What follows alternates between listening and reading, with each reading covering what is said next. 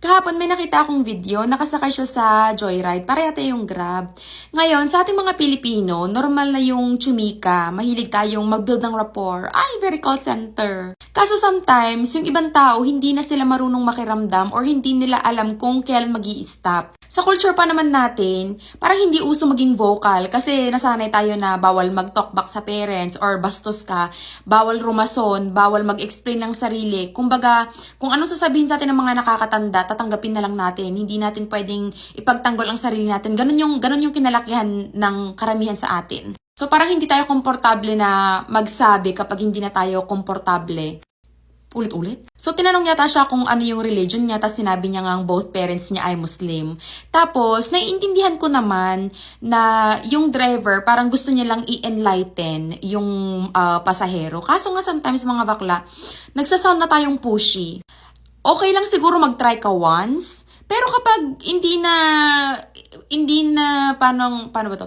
Hindi na nagsasalita yung tao, or opo, gumagano na lang sa'yo, matuto ka makiramdam. Kasi mararamdaman mo na, kung meron kang self-awareness makikita mo naman sa itsura, sa body language ng tao, kung nakikipag-eye contact ba siya, kung willing or interested siyang makinig sa'yo. Minsan, ito based lang sa experience ko yung ibang older generation, ang hilig nilang ipilit yung mga paniniwala nila sa buhay. May mga bagay na hindi usual noon, nung kapanahonan nila na parang katanggap-tanggap na sa society ngayon.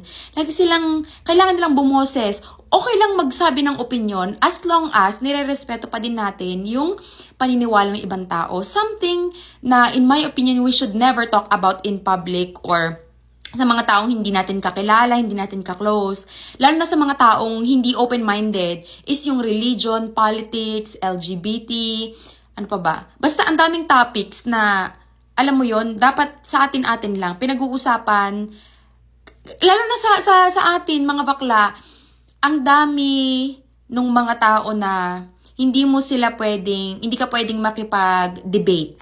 Kasi, kunwari, meron kang ipinaglalaban, kapag wala na silang maisagot sa'yo, dadaanin ka nila sa physical, dadaanin ka nila sa panlalait, or yung buhay mo. Ikaw nga, ganto ka. Parang ang layo dun sa sinasabi mo.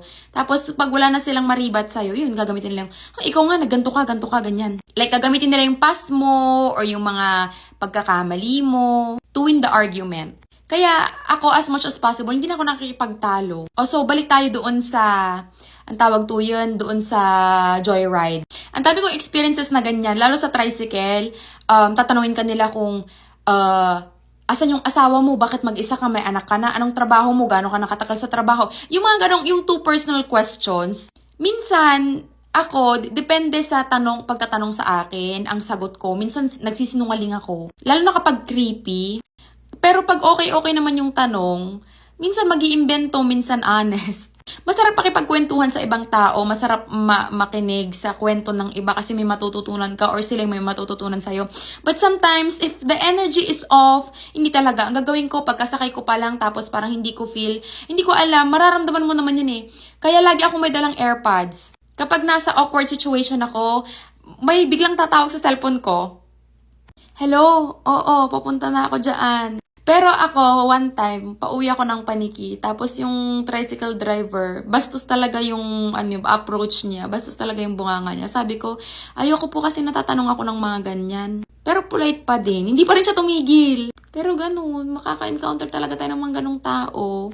Yung ayaw mo maging bastos, pero sometimes, di ba, may nape-press na button. As much as possible, iniiwasan kong maging rude or maging prangka. Lalo na pag mag-isa ako, baka bigla na lang akong tigihin. Basta mag-ingat, lagi magdadala ng headphones or AirPods, kahit sira. O kaya pretend na may kausap. Lalo na kapag ikaw yung tipo ng taong hindi ka machika, yung gusto mo lang tahimik. Nandun ako sa point na ganun. Well, hindi ko alam. Siguro depende lang sa mood. Pero pag nakasakay ako ng Uber, ganyan, di ba may option? Sa Grab tayo may option na parang quiet or chinendrin. Parang ayaw mo makipag-usap. Pero pag sasakay ako ng Uber, hi, how are you doing? Ganyan lang. Tapos tingin na dun sa bintana. Tapos pretend na may kausap or may ka-text.